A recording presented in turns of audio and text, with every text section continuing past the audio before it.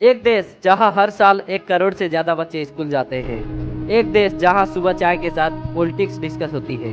एक देश जिसे दुनिया बार-बार नेक्स्ट सुपर पावर कहकर बुलाती है। पर एक सवाल जो हर स्लोगन के पीछे छुप जाता है। क्या लेवल लग जाने से पावर आ जाती है या पावर तब आती है जब देश बोलता कम और डिलीवर ज़्यादा करता है? नमस्कार दोस्तों, आज हम मोटिवेशन नहीं देंगे। आज हम सपना नहीं बेचेंगे, बल्कि आज हम सच का पता करेंगे। लेकिन चलिए हर बार की तरह शुरू से शुरू करते हैं। दोस्तों सबसे पहले बात करते हैं सुपर पावर का असली मतलब के बारे में। सुपर पावर का मतलब सिर्फ मिसाइल्स नहीं होता। सुपर पावर का मतलब सिर्फ जीडीपी का ग्राफ ऊपर जाना नहीं होता, बल्कि सुपर पावर वो होता है जिसका एक डिसीजन पूरा ग्लोबल मार्केट हिला दे, जिसका पासपोर्ट सिर्फ ट्रेवल डॉक्यूमेंट नहीं क्राफ्ट का सिंबल बने, जिसके सिस्टम पर दुनिया आंख बंद करके भरोसा करे।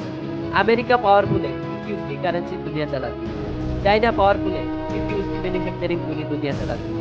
तो सवाल सिंपल है, इंडिया दुनिया के लिए क्या चला रहा है? दोस्तों अब सेकंड नंबर पे बात करते हैं इंडिया का रियल स्ट्रेंथ के बारे में। सच ये है, इंडिया कमजोर देश नहीं है, इंडिया कंफ्यूज भी नहीं है। इंडिया के पास दुनिया की सबसे बड़ी यंग पॉपुलेशन है। इंडिया के पास परफेक्ट जियोग्राफिक पोजीशन है। इंडिया के पास स्पेस, फार्मा, आईटी में ग्लोबल क्रेडिबिलिटी है। पर एक बात समझनी जरूरी है, पोटेंशियल एक प्रॉमिस होता है और पावर एक प्रूफ होता है। और इंडिया अभी प्रॉमिस के फेज में है, प्रूफ का फेज अभी शुरू होना बाकी है। और ये रेस 100 मीटर्स की नहीं बल्कि मैराथन है। दोस्तों अब तीसरे नंबर पे बात करते हैं यूथ, संपत्ति या दबाव के बारे में।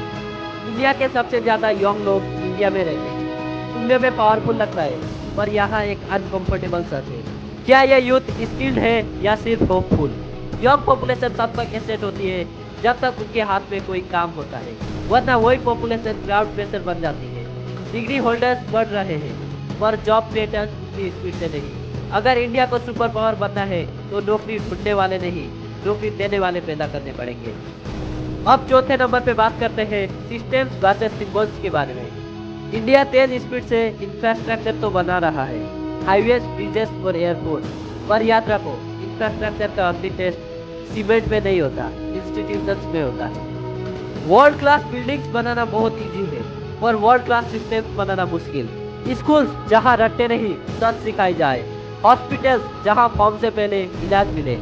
जब तक सिस्टम्स स्ट्रॉन्ग नहीं होते, पावर सिर्फ होल्डिंग पर दिखती है, जमीन पर नहीं। अब पांचवें नंबर पे बात करते हैं ग्लोबल स्टेज की हकीकत के बारे में। दुनिया इंडिया को इग्नोर नहीं कर सकती। मार्केट बड़ी है, लोकेशन स्ट्रेटेजिक है, पर रेस्पेक्ट डिमांड से नहीं मिलता, कंसिस्टेंसी से मिलता है। दुनिया इंडिया को सुन रही है, पर फॉलो तब करेगी जब इंडिया प्रेडिक्टेबली स्ट्रांग होगा। फॉरेन पॉलिसी सिर्फ स्पीचेस और हैशटैग्स नहीं होती, वो होती है पेशेंस, प्रेशर और long term care. Super power वो होता है जो क्राइसिस में भी पैनिक नहीं करता। दोस्तों अब छठे नंबर पे बात करते हैं इंडिया का सबसे बड़ा इंटरनल दुश्मन के बारे में। इंडिया का सबसे बड़ा चैलेंज बॉर्डर के बाहर नहीं है, इंडिया का सबसे बड़ा दुश्मन इंडिया के भीतर ही है, और वो है डिवीजन, शॉर्ट टर्म थिंकिंग, हर प्रॉब्लम्स को इमोशंस से देखना। जब हम हर इशू को रिलीजन, कास्ट या पॉलिटिक्स में तोड़ देते हैं, तब हम फ्यूचर को डिले कर देते हैं। दोस्तों सच कड़वा है, इंडिया सुपर पावर बन सकता है, पर ऑटोमेटिकली नहीं, इमोशन से नहीं, सिर्फ स्लोगन से बिल्कुल नहीं। इंडिया तब सुपर पावर बनेगा जब हम सिर्फ प्राउड सिटीजन्स नहीं, डिसिप्लिन्ड सिटीजन्स बनेंगे। क्योंकि फ्यूचर गवर्नमेंट नहीं बनाती, फ्यूचर लोग बनाते हैं। और यह डिसीजन किसी इलेक्शन के दिन नहीं लिया जाता, हर रोज लिया जाता है, हर लेवल पर, हर रोल में। धन्यवाद।